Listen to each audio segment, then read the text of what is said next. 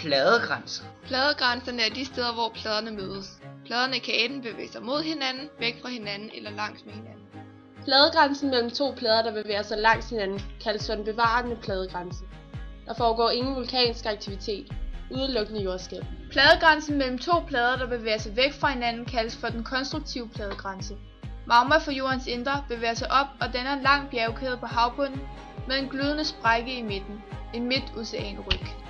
Pladegrænsen mellem to plader, der bevæger sig mod hinanden, kaldes for den destruktive pladegrænse. Sammenstød afhænger af, hvilke pladetype det er. Når to tykke kontinentalplader støder sammen, opstår der bjerge, fordi ingen af pladerne kan skubbes ned under den anden. Pladerne presses derfor sammen og skubbes op, så der dannes bjergkæder.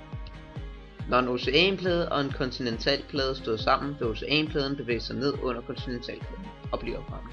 Sammenstødet får kontinentalpladen til at blive presset sammen og skubbet op. Derfor dannes der bjergkæder. Når to oceanplader støder sammen, vil den tungeste bevæge sig ned under den anden.